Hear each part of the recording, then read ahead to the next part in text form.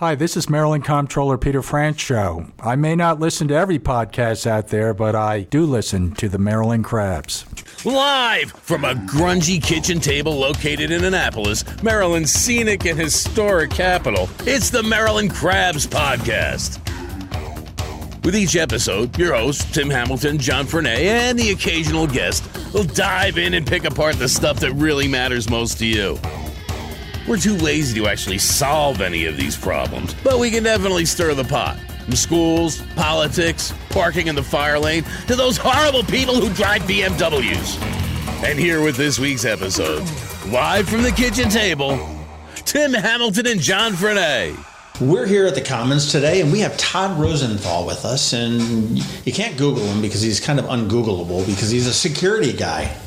And I'm a pretty good Googler, though. I can find out what all your ex-girlfriends are doing. I'm not kidding. Well, Todd is a security expert. He works for he's a security principal at one of the largest government contractors, responsible for keeping tens of thousands of people and assets safe across the world.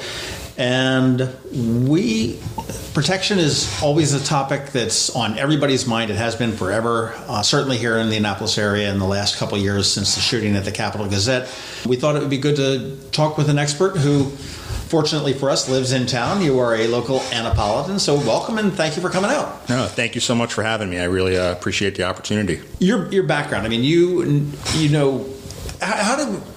Take us, where did we start? Okay, you're a Marylander. Before we started, you were saying you're from Montgomery County, and just know that when I say I'm from Montgomery County, he makes fun of me, but he didn't make fun of you because you're a really big guy. But it's really cool. You got to call it MoCo. Yeah, well, yeah. Well, they're making all this stuff in D.C. too. They're making up all these neighborhoods. Well, I'm done with that because my daughter lives there now. Oh, so now she's now it's cool. Yeah, now it's cool. Yeah, I guess.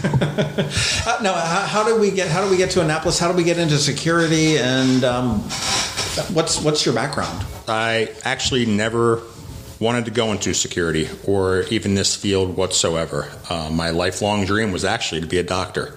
I grew up with a family member of mine that was a mentor who was a physician, and I always grew up from a very young age knowing that I wanted to be a doctor. So I actually, when I was a senior in high school, started applying to medical school and pre-med programs. Right. And actually went and ended up at Fairleigh Dickinson University. Up in Jersey. Yep, Madison, New Jersey.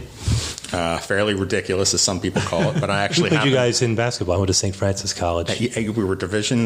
We had interesting enough. You had D1 basketball. We have D1 basketball, yeah. But everything else was D3. Yeah, that's where we were too. Yeah. Yeah. Fast forward, because I'm a pre-med student, I'm taking a first aid, first responder, like an EMT type of class. Sure. They thought that would be a good prerequisite to get me familiar with some of the other classes that I'd be taking. So I was a certified first responder working on my EMT license. It is a second semester. First semester was an interesting year because that was September in 2001. So yeah, I vaguely remember something happening. Yeah, so it was pretty interesting being in New Jersey, so close to everything happened. I mean, I remember standing on top of our dorm and watching the smoke fill up in the sky. And at that point, it was just so surreal. So watching kids freak out because they couldn't get in touch with parents. I knew a couple kids who lost their parents. So be that as it may, second semester, it's April. The actual date was April 14th, and it was probably at about, I want to say 7 or 8 o'clock in the evening in my dorm at Fairleigh Dickinson, co-ed dorm. It was kind of L-shaped. We had boys on one side of the L and women on the other side of the L, but we would all commingle and hang out. And I remember getting a frantic knock on my door from a public safety officer. Fairleigh Dickinson's a small school, sure. 3,000 people at that time, and public safety was oftentimes law enforcement students who had taken basic first aid and stuff. He called me and he knocked on the door, and he said, hey, sorry about that. He knocked on the door and said, hey, Tiffany is not breathing. Can you please come down? And Tiffany was a girl that I knew very well. I'd been hanging out with her roommate for some time. One could say we were kind of dating. And I went down to Tiffany's room, and I'll never forget the first thing when I walked into Tiffany's room was just this very odd, musty smell. It was a very damp, musty smell. A basement, something like that? Yeah, very similar to a basement, or if you're kind of walking through a fog outside, a little bit moldy and musty. I didn't think much of it. College dorms get kind of dingy and gross. Sure. Could have been spilled beer, but it's interesting because I can not remember what I had for lunch yesterday, but I can remember everything in her room, everything in that room, everything where it was, that the lamp was tilted to the left, the shade. So she looked like she was sleeping. So I went over, and I was expecting to see someone choking or something like that. First responders are taught when someone's not responsive to do what's called a chest rub. And it's where you take your knuckles and you rub it on their sternum relatively hard because it's uncomfortable. And if the person's typically conscious, they'll move, they'll flinch, or they'll grunt. Correct. So I went to go do a chest rub because she wasn't responding verbally. And I pulled on her shoulder a little bit so I could get ready to do the chest rub. And her body just kind of moved towards me like a door. Rigor mortis was clearly set in. Wow. Yeah. And I panicked. I absolutely panicked. At the time, I'm like 17 or 18 years old. I'd never seen anything like that before. I wasn't anywhere near emotionally prepared for this. And she was gone. So in come all the law enforcement officers and the cops. But I remember the most overwhelming feeling was this feeling of hopelessness, of powerlessness. No matter what I had done, I couldn't bring her back. So turns out that night, her boyfriend, who was someone that we actually hung out with, he went to a different school, huge guy. I mean, I'm 6'3". He's about 6'6". He was a basketball player, and she broke up with him, and he lost his cool and decided he was going to strangle her to death.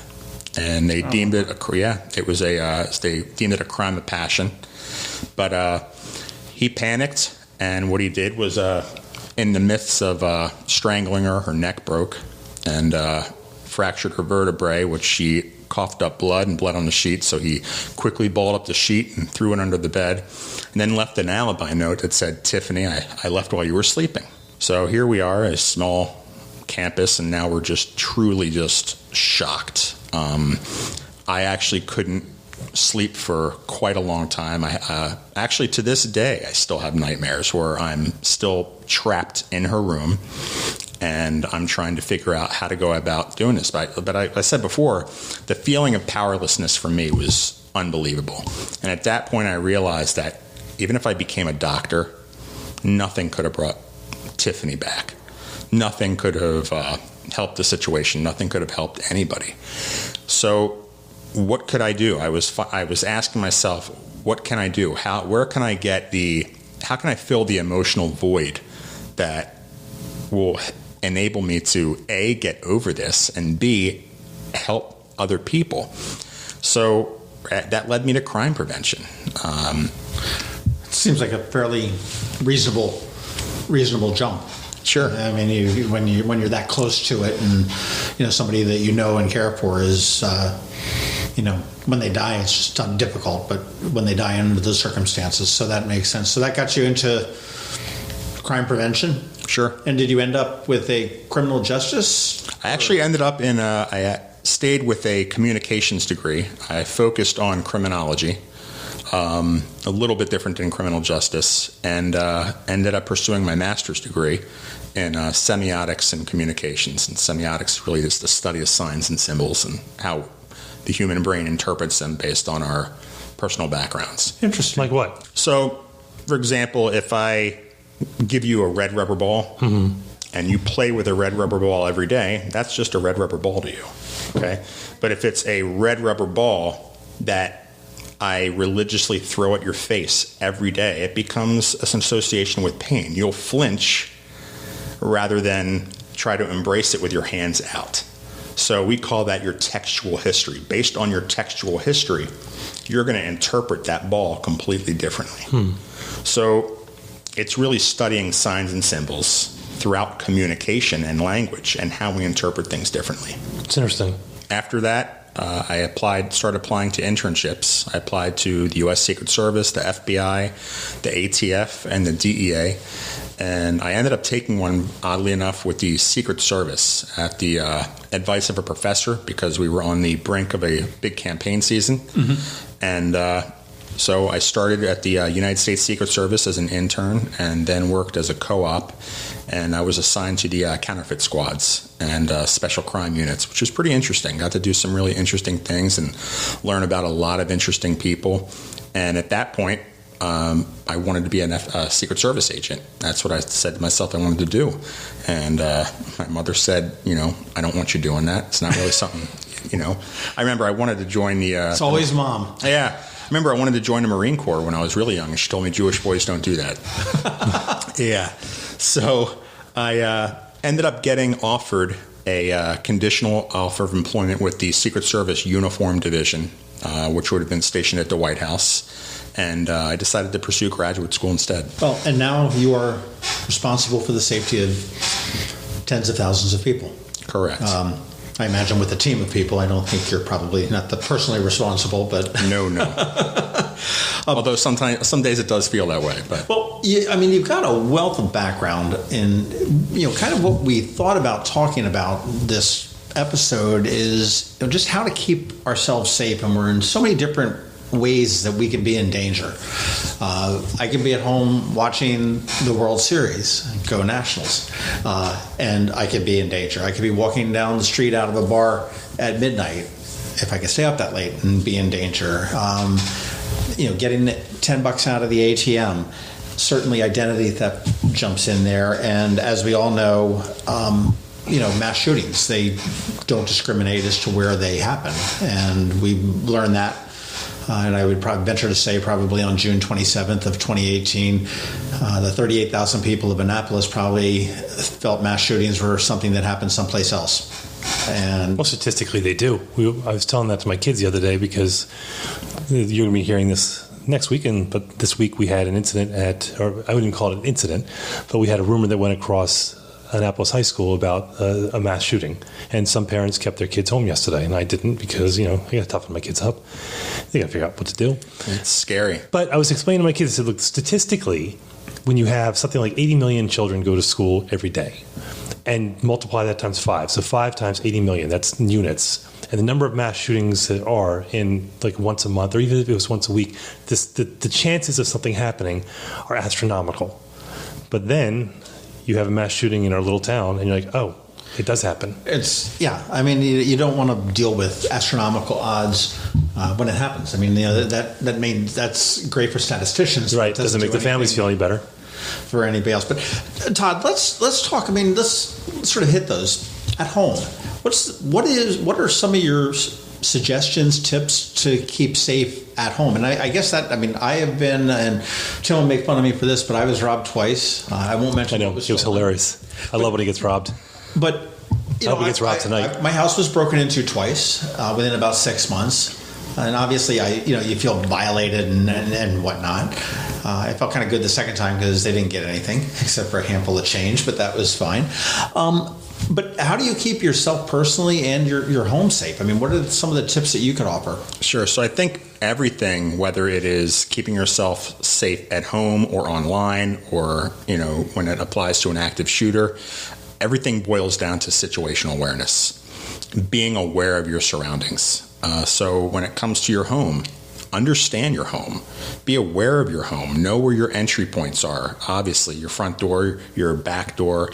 Where are these vulnerable spots in your home, and what can you do to protect them? So, for example, I always tell people, even if you don't have a dog, put up a beware of dog sign at your house. Okay? Dogs take away the one thing that all criminals want, and that's the element of surprise. Okay? Sure, we've had people in history who don't necessarily want that element of surprise. They enjoy the chase more. We're talking more about like serial killers, Jeffrey Dahmer, the BTK killer. Cat burglars also like to go in and when there's people there. Right. Cat burglars. I figured someone dressed all in black with a little mask. Well, that's the definition of it, I believe, isn't it? Absolutely. So, and it's really understanding your home, understanding what you have that is an asset to somebody else? What is somebody going to take? Okay. There are little things you can do. Obviously, locking your doors. Okay. When you're traveling, are you putting your lights on? Who's getting your mail? Are you freezing your mail? Okay. There's simple things you can do when you're home. Okay. If somebody rings your doorbell and you can see whether it's through your Ring camera that's on your phone, or you can see through a window that's above the doorway, and you're home alone, make that person think that you're not home alone. Okay, you can do that by either turning the TV up, or you could even say, "Hey, you going to get the door?" to let them think that there's somebody else in the house with them. That's stupidly simple and brilliant. Just over your shoulder, "Hey, I'll get it." Put down your gun and get the door, please. Exactly. There's other little things you can do. I always advise people who don't have a burglar alarm at their home, if they have, which most of us do these days, a fob on their key that'll set off their car alarm. The whole idea of a burglar alarm is to help get the attention of those who can help you. Right, a neighbor, the police, once they get there to identify where you are. So if you have someone coming into your house, or possibly coming into your house, hit that button on your key fob. Okay? You're worried about waking up the neighbors when it goes off any other time. Now that's what you want to happen. Now you want them to wake up because you want them to come to your aid. So it really boils down to situational awareness. I'm always stressing to personal clients and companies, if I'm doing consulting work for them, whether you're at home or you're in your office, it really boils down to situational awareness. So, windows, trees, and shrubs. Some people, in terms of crime prevention, will tell you to keep your shrubs extremely clean because that will enable a would-be crime doer to hide. You want to keep them clean so they can't hide behind bushes. I actually say you want to keep stuff there because it makes it more difficult for them to get near windows. You really want to make something... 6 of one, half a dozen of the other. Yeah. Plant some roses. Something with lots of thorns. Exactly. People oftentimes underestimate their second floor. People are surprised and alarmed by how many burglars or home intruders will actually come into a second level window or a second level. I was second thinking level about that because the time of year we are right now, it's cooler at night, so we kept the windows open, and so my wife and I, our bedroom, we're 15 feet off the ground, so we have the windows open, and my kids will too. But then when we leave during the day, there's a porch roof above my kids, and I think, well, people could scale the tree, get on the roof, and get in. So those are the windows I lock. I mean, I should. Well, now that I'm saying this out loud, I'm gonna lock all of them. So nice try. Sure. But yeah, that's the sort of things that I always thought about. Is going, well, wait, it's a lot easier to get in the second floor on this side of the house than that one, and I just never really thought about it before a couple of years ago. And I think the biggest myth that people lose sight of is statistically most home burglaries take place during broad daylight, when people are not home, when people are at work. Okay, so that goes into start, talking about what we call in the security industry OPSEC. OPSEC, if you're from, of the military mind or you're former military, OPSEC means operational security. And what that is, it's really a 5-step process in which you identify what the adversary may want. So at home, it's a 5-step process. What does the adversary want in your home? Okay, is it money? Is it cash? Whatever the case may be, you're taking preventative measures to make sure these things don't happen. And that OPSEC bleeds over into so many aspects of our life. It amazes me, you talk about home security. Well, people can't even keep their cars secure. Okay, all the time. Unlocked car. Yeah, and it's not, and you're 100% right. And it's not just the unlocked car. Think about, I've got a neighbor who has so many bumper stickers on the back of their car. Actually, it's not so many, but it drives me nuts every time I see it. It's about 3. And I can... Republican or Democrat? Libertarian. Is that safe? So, and these bumper stickers, one of them says, proud parent of a child at whatever elementary school, okay? Another bumper sticker is one of those family bumper stickers. And it has a stick figure family. You know what I'm talking about? Yeah. And it's got, on that stick figure family, it has a female, and she's filing her nails. It's got the husband, who's standing in military uniform and holding a looks like it's a high-powered assault rifle. I see where this is going. And then it's got the two kids. One kid's holding a soccer ball, and the other one looks like it's she's doing like trapeze or whatever. And then they've got a dog. Well, I know everything about your family now. I know where you're going to be. I know you're going to be picking your kid up at soccer practice. I now know where your kid goes to elementary school because it's on the bumper sticker. Your husband's in uniform. There's a good chance he's out of town a lot of the time. This is a perfect opportunity for me to come learn more about your family. Yeah, all I got to worry about is the dog. Right. All right, so now I'm breaking the house. So if I'm a burglar, I'm going to make a beeline for the bedroom because I want to get to the jewelry. I don't want to waste. I'm not going to steal TVs or anything like that. I'm going to go up to the jewelry box, go into the walk-in closet, go into the top drawers of the dressers, maybe even the nightstands, because I figure that's where everything's going to be, right? Sure. All right, I'd be a good burglar. Want to do something In tonight? case that job's not working out for you. I know, right? Good deal. So Happens to me again, I know where to go. Yeah. Or maybe the freezer. Maybe they're a freezer guy. Maybe that's not ice cream. Maybe that's where you're keeping your Rolex. How long does just say somebody's kicked in a door or something, whether it's during the day, and obviously they've gotten some cover, whether they do it from the back of the house or the side of the house or something like that. How long do you have any idea how long a burglar stays in a house? Well, it's interesting. What I tell people is when people say, well, my house is only so big or my house is only so small, I say, listen, and the answer to your question is anywhere between 2 and 5 minutes. It varies. But I don't know how big your house is, but if I gave you a 2 to 5 minute time frame, could you run through your entire house and grab a couple items along the way? Oh, without a doubt. Absolutely. We're not so much worried about them taking big flat screen TVs. They're so cheap now anyway. No one's buying them. Yeah, I know, right? Or, bigger, larger appliances. Right. It's the money. It's the money. It's the jewelry. Guns. Absolutely. Guns is a huge one. Okay. Medicine cabinet. Yep, medicine cabinet. We've got a huge problem with drugs and opioid abuse, okay? People are targeting as much painkillers, as much opioids as they can possibly get so they can turn around and sell it. And that 2 to 5, that is, I'm going to presume that's the time it's going to take a cop to get there.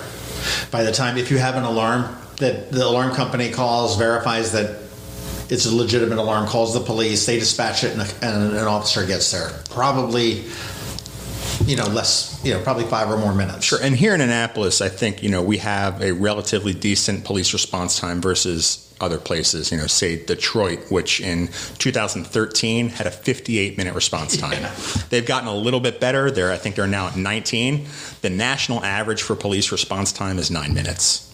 That's still a long time. Well, especially if you got somebody running through your house, if you happen to be there, or if you're waiting for an ambulance or, in a car accident. 9 minutes seems like forever. Absolutely. 2 minutes seems like forever. Let's slide into moving onto the street, okay? And Annapolis has if you look at their reports, there's so many like rapes that are not reported, but they've had a significant increase in the number of rapes over the last couple of years. And you see, you see jackasses getting into fights on streets, and that's whatever. But how do you, as a person just walking, how do you keep yourself? And you've said situational awareness. As you're walking down the street, you want to make sure that, but again, what are the tips that we can look at? I think one of our biggest downfalls in terms of situational awareness these days are our cell phones. We are so connected. We are always either talking on them, or we are texting, or we're checking Facebook, or we're looking at, our news on our phones. And that disconnects us. That breaks off, a couple of our senses that are needed to maintain optimal situational awareness. So if I'm a would-be crime doer, I'm going to look for the person who has their head buried in their phone, who is walking, trying to dig something out of their purse, and is also talking on their phone, holding it up with their shoulder. Okay? That's a vulnerable position. Think about where you're walking. Think about how you walk. How are you carrying yourself? Okay? Body language is huge. It's like the old schlep rock. What was that? What was Flintstones? Didn't they have schlep rock? Was the little guy would walk in and be like, "Oh, hi, I need like Eeyore from Winnie the Pooh." Yeah. It's a huge aspect, of becoming a target or not. Okay, large sums of cash. Are you carrying them? Are you displaying them? I don't really go to an ATM anymore. Okay, I try to avoid it at all costs, but there are little things out there that can really help us along the way. You talk about an ATM. How many people actually know that the little mirror that's on an ATM is there for your personal safety? It's a convex mirror to help you see your surroundings next to you, to your right and your left. Everybody I've asked before. That's the little round mirror that's on there, on the machine, that I thought was just a mirror to hold their camera to protect their assets. Yes. John smoothing his hair down, Everyone thinks it's a hidden camera. That's right. So, no, it's there to help you. So, but think about how you carry yourself, okay? Where are you walking? What time of day are you walking, okay? Are you walking late at night? Are you walking in the morning? Are you jogging, okay? I'm not going to go there because I got in trouble last time I questioned why somebody was out at 4 o'clock in the morning. Yeah, you took heat for that, and I love that. So, people go running, people go jogging. But again, it's a perfect opportunity for someone to, catch them off guard and tackle them. They're already out of breath, okay? They don't necessarily have a lot of energy to expend, especially if they're on the last wind of their run. They're distracted because I know when I exercise, when it actually happens, I have headphones in, okay? Cutting my senses off. A very good friend of mine 25 years ago, she's very petite, and she's very attractive. This was when you had Walkman. You didn't have cell phones now. But she was in Western Pennsylvania, and she was jogging early in the morning, not too early, around 7. And this is in rural Pennsylvania. And she got dragged off the trail. She didn't hear it, and she was sexually assaulted. And it was because she was not aware. I mean, who would think about that at 7:30 in the morning? Sure. Just jogging like in a trail in a town. That was a safe town. You just would never think about that. And I talked to her after that, and she said the same thing. She goes, I couldn't fight back because I was just so taken off guard. It just seemed like it wasn't happening. Sure. So, I think going out to, discussing more in terms of being out and about, you start getting into, everything from social gatherings, okay? Huge. You mentioned rape earlier, and that, you think about rape, I think I could be wrong, but I'm pretty sure that this is the statistic. 90% of rapes involve alcohol. I would say, okay. Yeah. I'm surprised at that. That's a pretty heavy statistic and a scary one. There's also a very high percentage of rapes that involves with women that they know their aggressor. Okay? And I'm not saying that it's a relative or a cousin, but it could be a handyman who have scoped out their house. Okay, so folks, be careful about who you let into your home. Be selective. Think about, okay, if you're potentially in a vulnerable position, utilize the buddy system. Always tell people. Better yet, I ask them, if you were to go missing or something were to happen to you, who would be the first person to notice? Sometimes people say, well, I don't know. Well, that's a problem. Yeah. Okay, that's a problem. Utilize your buddy system. Make the proverbial needle in a haystack a little bit easier. Let people know where you're going. There's absolutely nothing wrong. I don't care how old you are. Nothing wrong with telling your mom, hey, I'm just letting you know, we're running out over here. You know, I got into it with my kids when they were like 21, and they were like just coming home for the weekend. And they're like, well, what time are you going to be back? I'm like, Jesus, Dad, what do you... I said, I don't care where you go. I don't care who you're with. I don't care what time you're coming home, but you're still my kid. And I just want to know if you're coming home at 3, that's fine. That way I know if it's 5 o'clock and you're not home to worry. If it's 3 and you're home, I'm cool. But you're right. I mean, let somebody know. Sure. That's as simple. Yeah. Always let someone know. Utilize the buddy system. Okay. Don't always think about necessarily, you're walking to a car. There's nothing wrong with saying, hey, you mind walking with me to my car? I don't care if you're male or female. Everybody gets targeted. Everybody can be a potential victim. I mean, the statistics are scary. I mean, 2017, there was a violent crime every 26.3 seconds. Well, they say that, and when you're walking on the street or you're walking to your car or something like that, I mean, you don't have the element of surprise. The bad guy does. I mean, he's the one that is you're just ready to get your key out or click your car open, and all of a sudden, somebody's there. You don't expect somebody to come out of here. Sure. So you're talking about, I remember before I said that key fob for your car is a great thing to draw attention when you're home alone. Can also get you into a lot of trouble. We're what I like to call a very fob happy society. We have a lot of fun and we get some sort of weird enjoyment out of when we're however far from our car, whether it's 250 feet or 250 miles, we push that button because we enjoy seeing the lights go and we enjoy the boop, boop. Yeah, I like that. It's fun for us. Well, somebody's in the garage and they're a potential carjacker or they want to abduct you. That's their indicator now that your car is unlocked, especially if you're not even at your car yet. So I advise to wait until you actually get to your car to unlock it.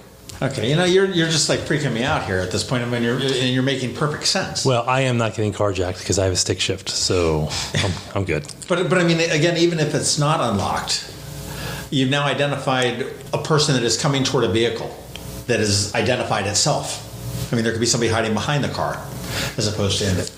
And what I try to explain to people when I'm working with people, when I'm going to their homes and helping them, or if they've hired me to help out their kid be more aware of their surroundings, or I have a lot of parents who hire me to come talk to their kids before they go to college, specifically females, to help prevent sexual assault. What I say to a lot of these parents will say, God, this is making me paranoid. And I'll say, hey, just out of curiosity, do you have a CPR certification?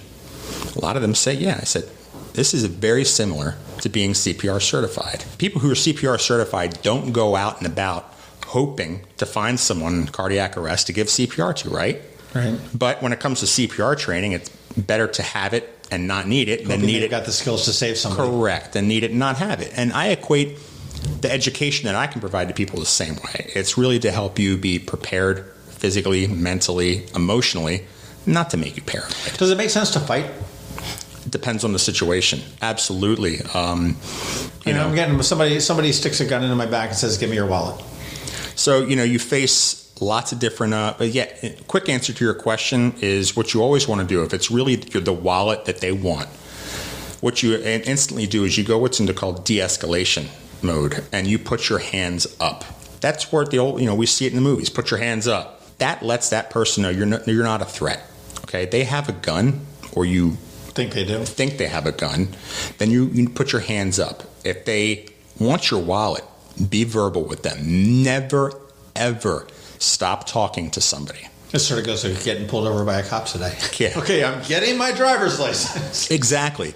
But the reason why you don't necessarily want to stop talking to them, it all comes down to something called the OODA loop. And this really applies to every aspect of whether you're being attacked at home or it's an active shooter. The OODA loop is what's called observe. It stands for observe, orient, decide, and act. It is a process that the human brain goes through. It's been studied. It's an actual biological process. To do anything, you have to go through the OODA loop. Okay, so if I ask you to take your pen to paper and start jotting down your phone number, you have to observe the pen and the paper, okay?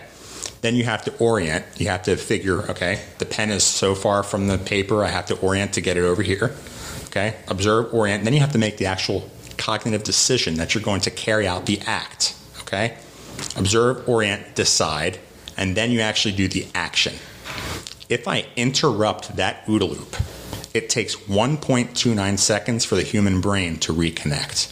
So by talking to somebody, you are, in essence, disrupting their OODA loop. If they have a mission to take your wallet, to pull you into the back of the van, and you start fighting, or you start communicating with them, or start even just saying, a lot of times people say, well, in that situation, I'm not going to know what to say. Well, just do a Fred Flintstone.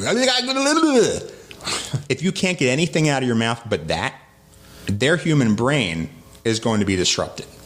You're breaking that OODA loop, and that's huge when it comes to being attacked. Someone's taking you to the ground, their fight or flight mode is going just as much as yours. Their adrenaline is pumping. Therefore, they're breathing likely in and out through their mouth. That very simple act of taking something as simple as if you're outside and you pick up a leaf and sticking that into their mouth Okay, if you can't physically take down this person, you're breaking their OODA loop, because their mind, their brain goes from hurt, maim, abduct to there's something in my mouth. What's in my mouth? Okay, they have taste involved. Their senses are now focused on that. And biologically, their tongue is going to start trying to push that object out. Now you've got 1.29 seconds to figure out what you're going to do next.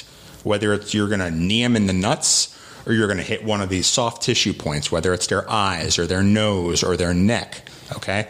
And the object is to evade the situation, escape.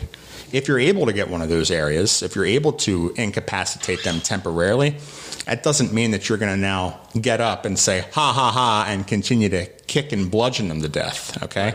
Your ultimate goal is to respond with equal force and get the heck out. Protect yourself. Without a doubt.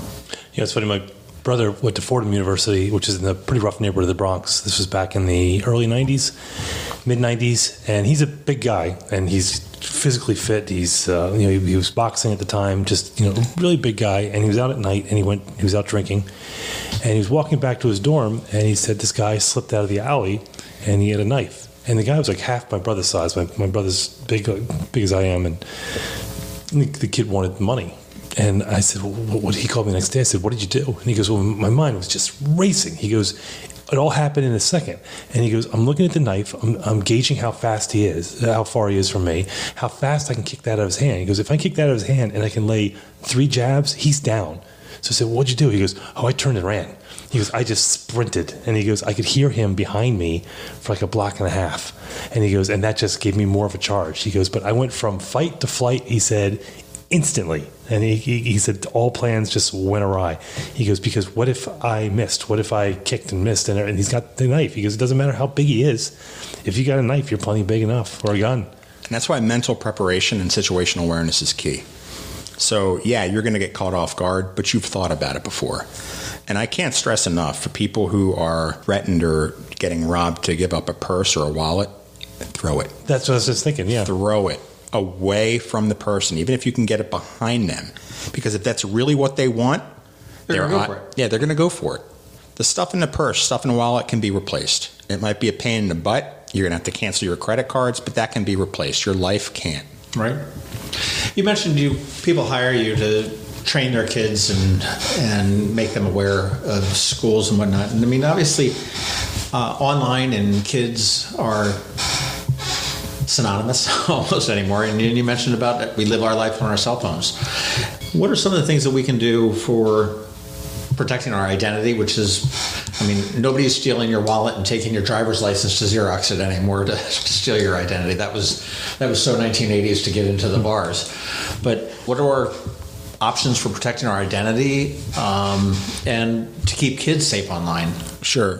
First and foremost, I'm a huge proponent of locking down your social media as much as possible.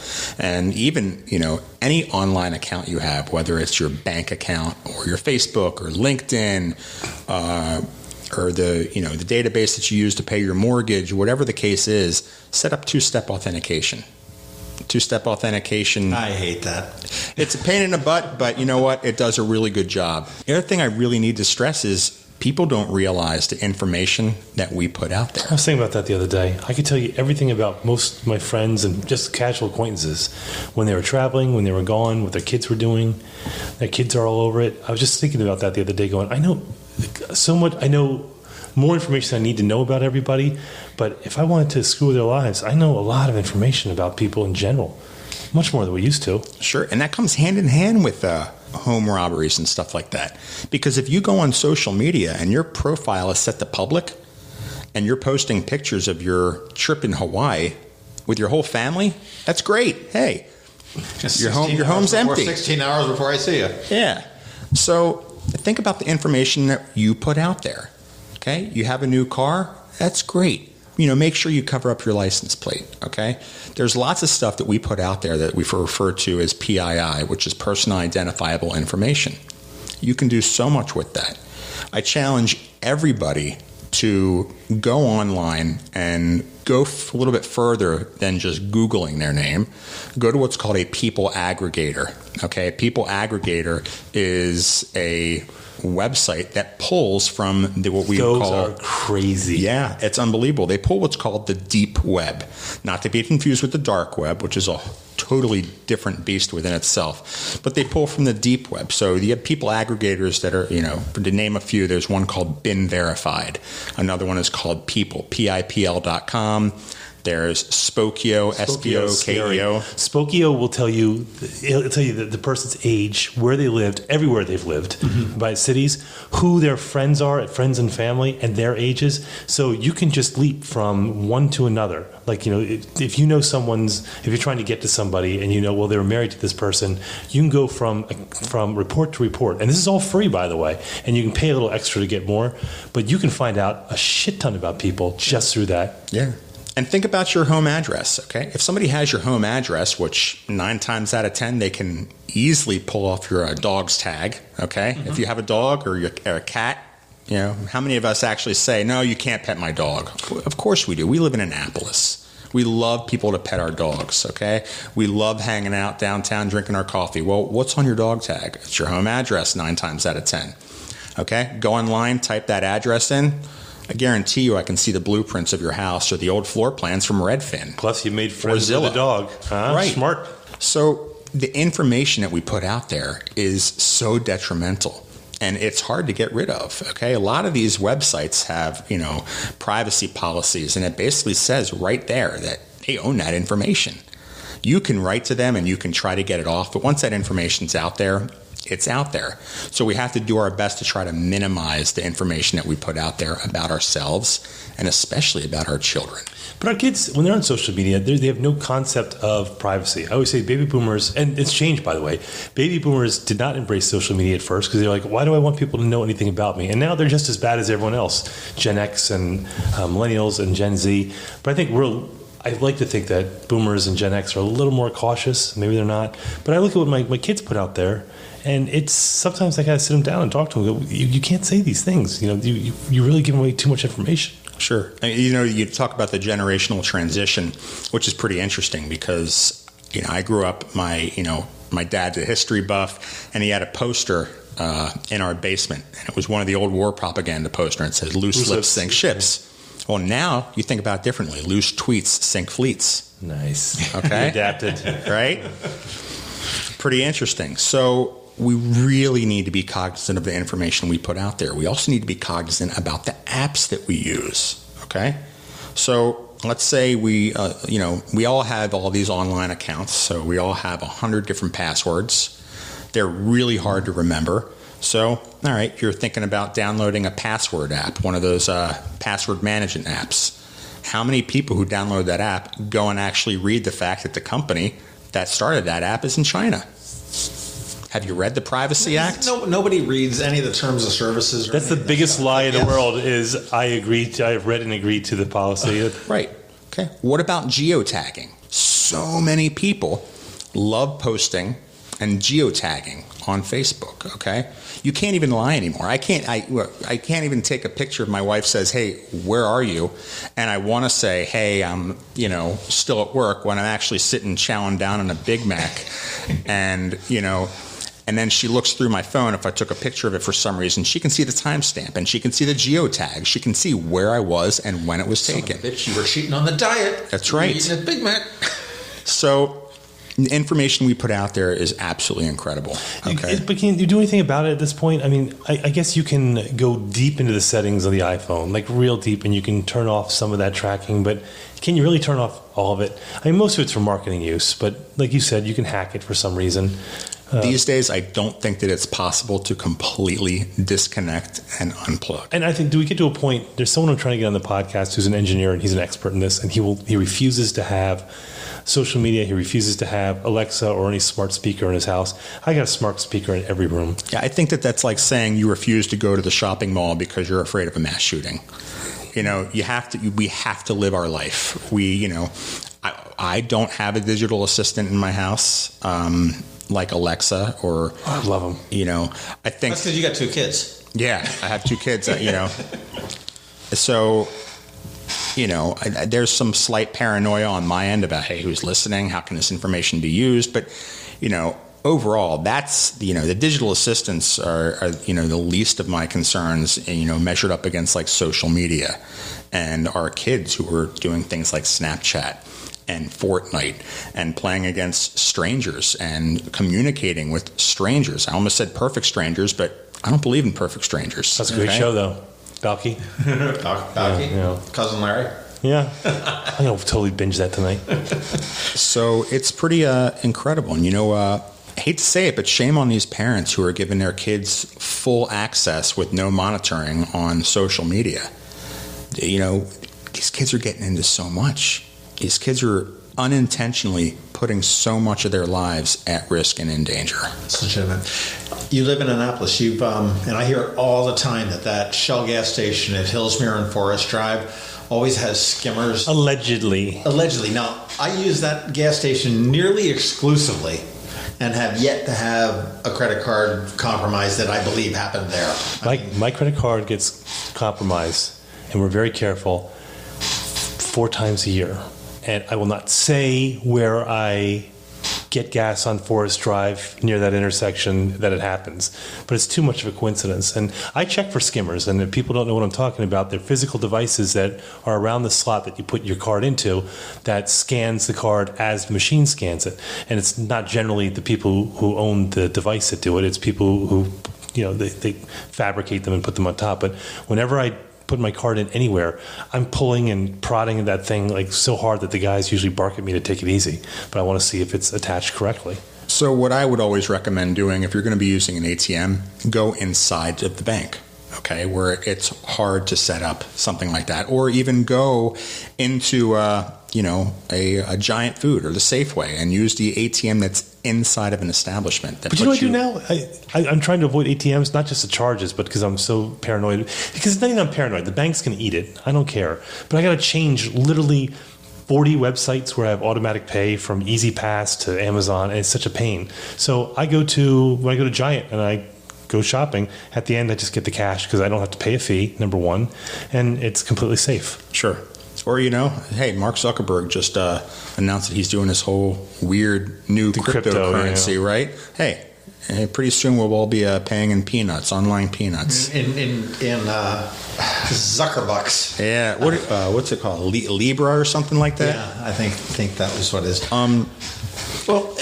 And I guess the other thing that we've really got to talk about, and you mentioned it very briefly, is mass shootings. And, God, unfortunately, they are absolutely everywhere. They are in churches, they're in schools, they're in newsrooms, they're, at rock concerts, they're at country concerts, they're everywhere.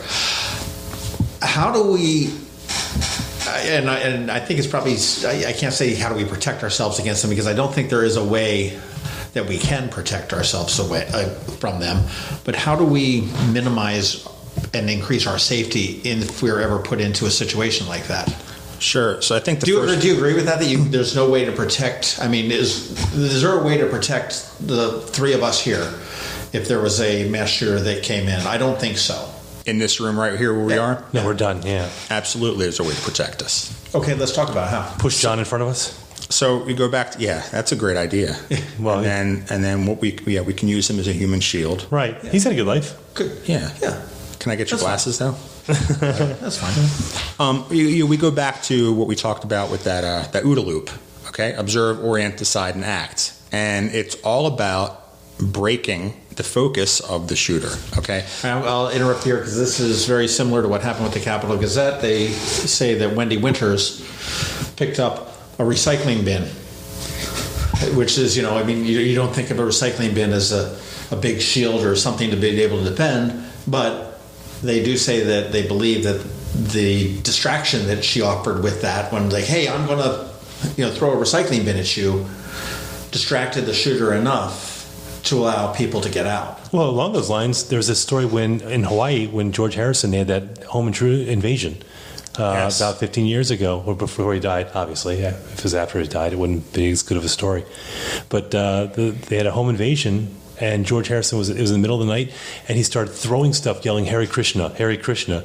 And he was just throwing this stuff, and when they arrested the guy, they said, well, why'd you do that? And he goes, it just seemed something that would confuse him.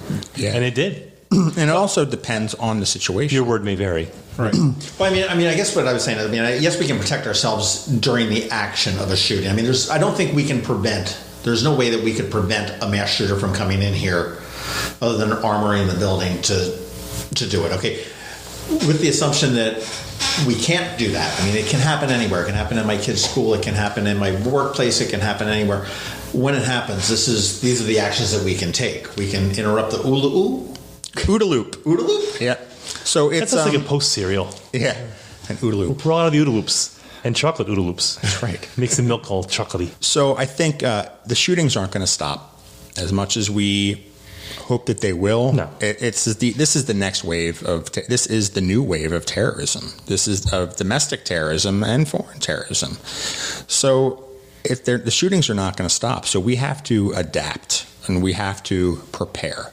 We have to be mentally prepared. We have to have these difficult conversations with our churches, with our offices, with our families, with our employees. So, we have to have a plan in place. If this were to happen, what are we going to do? Who are we going to contact? But you have to be mentally prepared yourself, okay? I've heard so many times about school shootings where students have said, oh, well, we thought someone were banging on the lockers. Yeah. Okay?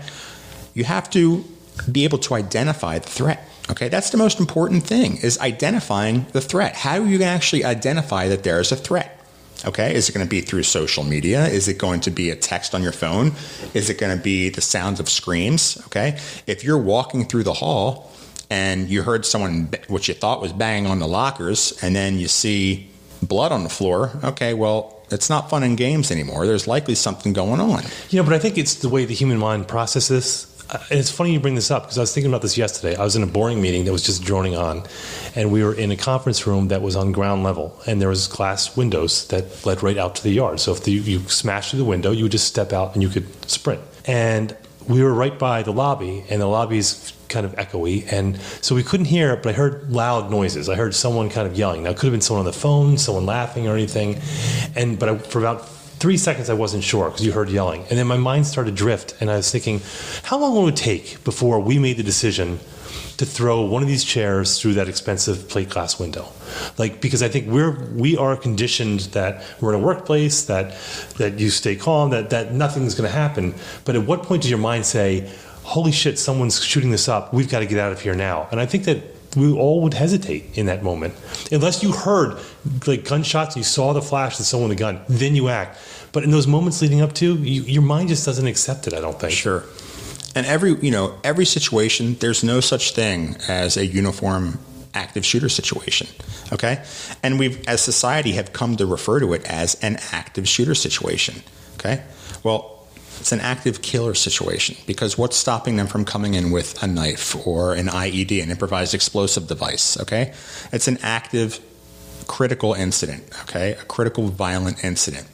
We have to be mentally prepared. So it's not just understanding how are you going to respond. It's understanding, okay, where are your evacuation points, okay? Where are you going to evacuate to? Do you have a designated rally point, okay? When you hear the sound of gunshots, you're going to have to think, and step by step, and strategically make a decision. Is it safe for me to barricade where I am? And barricading is literally using every way, shape, or form to barricade yourself into the room to make it difficult for the killer to make his way in. I say his because the majority. 99.9% of the shooters are males.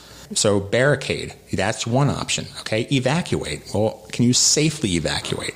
Can't you? If the shooter is right to your left, you're not going to evacuate right to your left. Okay, you're going to barricade, or you're going to need to fight. You're going to have to fight, and you're going to fight with your life. Okay, you're going to aim for those soft tissue areas. You're going to do everything you can possibly do to try to incapacitate the shooter. That means using makeshift weapons, okay? If you need to grab a fire extinguisher to distract them, use a fire extinguisher to distract them. If you distract them, escape.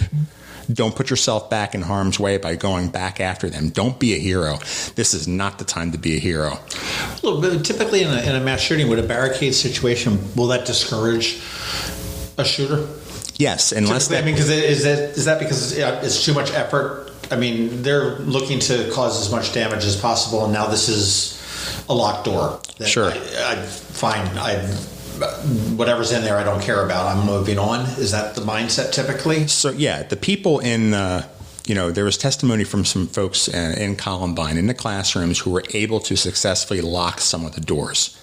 They recall and had testimony of the door, hearing the doorknob jiggle, and then the shooters moving on to the next room that was unlocked. You're not looking for an escape room puzzle. They wanted something quick, and then they move on. Unless they had a personal vendetta about a previously established target. If they're going after a specific teacher that they know is behind that door, and that's the whole reason that they're carrying out the shooting, and they have a focus on that one individual, then they'll do everything in their power to get in there. But they also know that the police are on their way. And people have to understand that when the police arrive, the police are not there to help you or save your life. They're there to help you, but they're not there to provide first aid. They're not there to help you out of the building. Their first and top priority is to take out the shooter, which is why it's so important that if for some reason, I don't care if you are the most trained marksman in the world, if you are able to get that shooter's weapon, get rid of it. Put it in a trash can, kick it to the side, because when the police come through, they see someone with a gun, they're not going to think twice. Who it is. They're not going to think twice who it is, and now you're dead. I think if you're looking back into the Capitol, I mean, and you talked about the police being on their way, and we talked about response times a little bit earlier. They were talking that they were in the building within like 3 minutes, and there was a sheriff that was just happened to be locally, and it was a perfect situation for a response. And I think that's probably what happened with the Capitol shooter, is that he didn't have any time to do it. I think that the quick response of our police force here to be able to get in there, and again, when they came in, that was the distraction and whatnot. He was hiding under the desk, from what we understand, was probably saved an awful lot more lives as well. Sure. Do you know where the first mass shooting was in modern times? You should know this. Where the first mass shooting was in modern times? Yeah, like the first active shooter, what we think of today. What's modern times? Last 30, 40, 50 years. But what kind of started all of them? I would say with the Columbine was really, the snowball. I'm talking workplace, like that sort of thing. It was at IBM, right behind WJ in Bethesda. Oh. Your high school. See? The little sneaky thing there. Yeah. But that was that before you were born, because I'm like about 15 years older than you, I think. And it happened in the 70s. Those were really all fields. There was WJ High School, and there's IBM was this large building in the middle of these fields. There was nothing there between there and Montgomery Mall. Gosh, I never knew that. And there was a mass shooting. The guy was a disgruntled employee, and that was before it was all the post office workers, which became going postal. And that was in the early 80s. This was in the late 70s, and he came in and he shot a few of his coworkers, and it just stunned the country. Everyone was just rocked back because this didn't happen. So even right now, where it's just a huge social meme, where it's on the backs of all our kids, especially in the backs of their minds. But at the time, it was something new. Sure. And now that we're actually talking about, what to do if this happens, like it's a possibility. And it's a pretty big indictment. I got upset when after the synagogue shooting in Pittsburgh. Everyone was upset, obviously, but I didn't like what Trump had said about that. And I'm not picking on him, but what I didn't like was this almost blaming them for not being hard, not making themselves a hard target. He said, well, they didn't have a security guard. They didn't have. I'm like, is that where we are as a country? That every house of worship, every school, everything is that we are going to be barreled down like we're in Bosnia in 1992? I just don't know. Can we live like that? We live in very different times. I don't know if we do. I'm going to say this right now. I think the number of shootings have absolutely increased, but I just think that with the mass media, that these are visuals that are incredible. Columbine, Sandy Hook, the West Paducah, Kentucky, Pulse nightclub. These are shocking numbers and shocking images. But how many churches do we pass on the way here to get here? Probably 20. Yeah, probably more than that. And then you have libraries, you have schools, to fortify the entire country. And there hasn't been, as shocking as the Capitol incident was, and it changed this community forever. can we live like in this kind of fear? I mean, I think it's one thing where we say we got to prepare for it. You have to have it in the back of your head. And I do. When I go into a movie theater, I look to see where the exits are. When I'm in a building like that or a concert, I always look to see where the exits are. I don't think about it much, but I know where the exits are. And maybe that's that awareness, that situational awareness you talk about. But I don't want to dwell on it like this is like where kids are afraid of it, where you had kids who didn't go to school yesterday because of a rumor that the school also said was absolutely untrue. Right. We're in different times, I guess, but I don't want to get to where we're just scared of everything. Sure. It's a weird time. It's a very weird time, and it's very scary. I want to go back. You mentioned Pulse nightclub. Mm-hmm. I think it's important. We were talking about evacuation. I think one of the, a majority of the people who lost their life in Pulse nightclub were actually hiding in the bathroom. Okay, that's why, for me, I personally disagree. The government is really big on the platform for a response for active shooters: run, hide, fight. Okay. Well, if you hiding can be pretty difficult. Okay. If you hide and it's in an appropriate spot, like the bathroom stall, like a majority of the victims were in the Pulse nightclub shooting, yeah, they're an easy target. They're sitting ducks. I think they backed off that as far, and I'm using a colloquial they, but now they say fight. Don't try and hide. Just fight, because the hiding has not worked so far. Yeah. Evacuate, fight, barricade. So, you have someone who's physically disabled and they're in a wheelchair, for example, okay? And they hear, the guns go off and they have a poster in their office that says run, hide, fight. How are they going to feel? Right. Okay?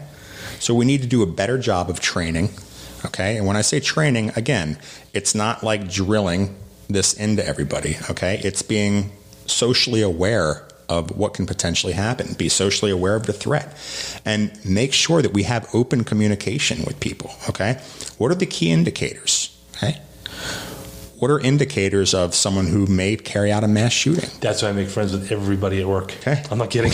Yeah, we have to be aware of that. I go, hey, who wants a soda? You? Yeah. That way, if something happens, I'm like, I got you the soda. And report that information. Okay, you give that to law enforcement. My training is in no way, shape, or form a substitute for any law enforcement agency. They do a phenomenal job, and it's extremely important that people maintain in communication with them. It's funny, you talk about, the situational awareness. And as we start to wrap up here, a friend of mine named Terry Riley, who's passed away now, but he was a security consultant for the cruise lines.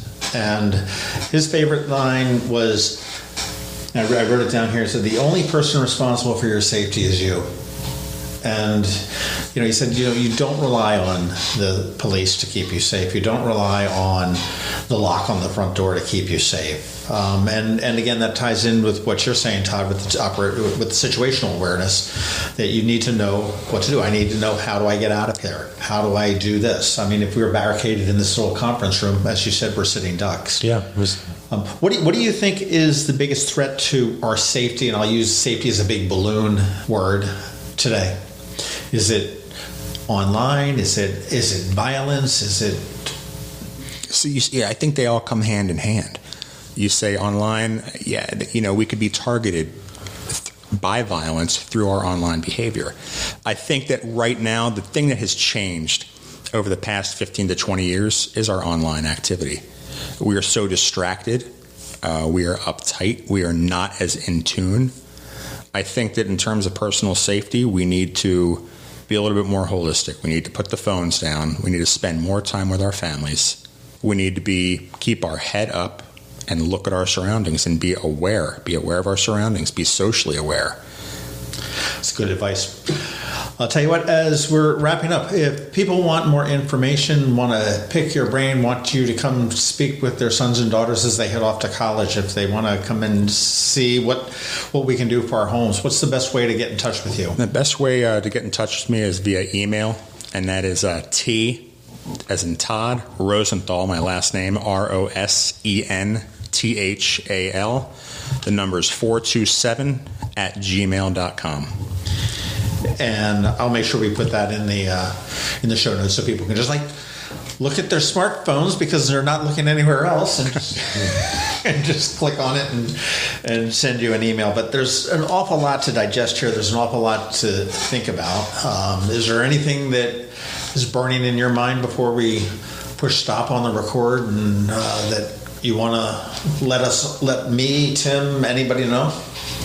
Just really want to extend my appreciation for you all having me here, and just to remind everybody that you don't have to be a victim. Make yourselves aware and spend time with your families. It's so important that we spend time with our families, and don't be paranoid. Just be aware. Do I have to spend time with my family? It depends. I have teenagers. Or you could spend time with my family. You have younger kids? I do. Let's do it. Parents, all right. It's a totally different podcast. Todd Rosenthal, thank you very much for your time this evening. It was great information, and hopefully nobody ever needs to use it. Absolutely. Thank you. This has been the Maryland Crabs Podcast with Tim Hamilton and John Fernay. Sure to follow them in all the regular places, Facebook, Twitter, YouTube, and online at themarylandcrabs.com. Take a moment to rate us on iTunes. Now, get the hell out of my kitchen. Seriously, go! You're still here? It's over. Go home.